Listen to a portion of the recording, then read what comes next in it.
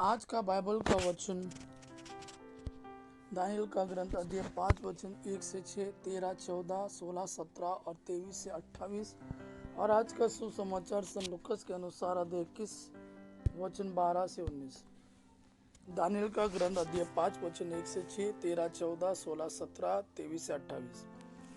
राजा बेलशजार ने अपने 1000 सामंतों को एक बड़ा भोज दिया। वह उन 1000 अतिथियों के साथ अंगूरी पी रहा था और उसके अंगूरी के नशे में सोने और चांदी के वे पात्र ले आने का आदेश दिया जिन्हें उसके पिता नबूकदनेस्सर ने यरूशलेम के मंदिर से चुरा लिया था। वह अपने सामंतों, अपनी पत्नियों और उपपत्नियों के साथ उनमें पीना चाहता था। इसलिए यरूशलेम के मंदिर से चुराए हुए सोने और चांदी के पात्र लाए गए और राजा अपने सामंतों, अपनी पत्नियों और उपपत्नियों के साथ उनमें पीने लगा।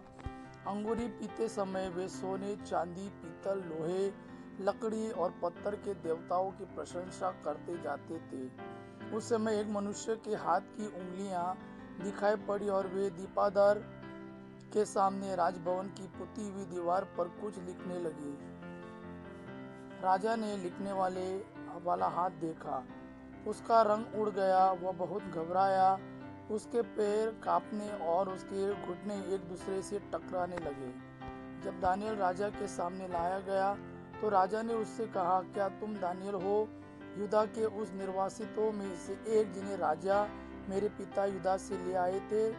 मैंने तुम्हारे विषय में सुना है कि देवताओं का आत्मा तुम में विद्यमान है और यह कि तुम अंतर्ज्योति, विवेक और असाधारण प्रज्ञा से संपन्न हो। लोगों ने तुम्हारे विषय में मुझे बताया है कि तुम स्वप्नों की व्याख्या कर सकते और समस्याओं को सुलझा सकते हो। यदि तुम यह लेख पढ़कर इसका अर्थ समझा सकते हो तो तुम बैंगनी वस्त्र पहनोगे, गले में सोने का हार धारण करोगे और राज्य के तीसरे स्थान पर विराजमान होंगे। दानियल ने राजा को यह उत्तर दिया, आप अपने उपहार अपने ही पास रखें और दूसरों को अपने पुरस्कार प्रदान करें। फिर भी मैं राजा के लिए यह लेख पढ़ूंगा और उन्हें इसका अर्थ समझाऊंगा।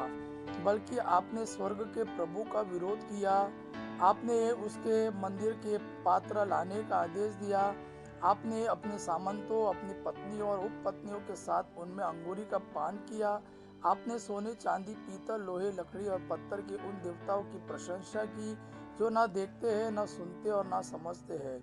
आपने इस ईश्वर की स्तुति नहीं की जिसके हाथ में आपके प्राण और समस्त जीवन निहित है। इसलिए उसने यह हाथ बेचकर यह लेख लिखवाया। यह लेख इस प्रकार है, मने मने, तकेल और फरसीन। इन शब्दों का अर्थ है इस प्रकार है। मने, ईश्वर ने आपके राज्य के दिनों की गिनती की और उसे समाप्त कर दिया।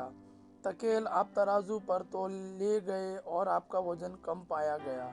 फरसीन, आपका राज्य विभाजित होकर मेदियों और फरासियों को दे दिया गया है।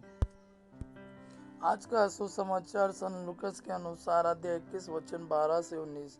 यह सब घटित होने के पूर्व लोग मेरे नाम के कारण तुम पर हाथ डालेंगे, तुम पर अत्याचार करेंगे, तुम्हें सभागृह तथा बंदीगृह के हवाले कर देंगे और राजाओं तथा शासकों के सामने खींच ले जाएंगे।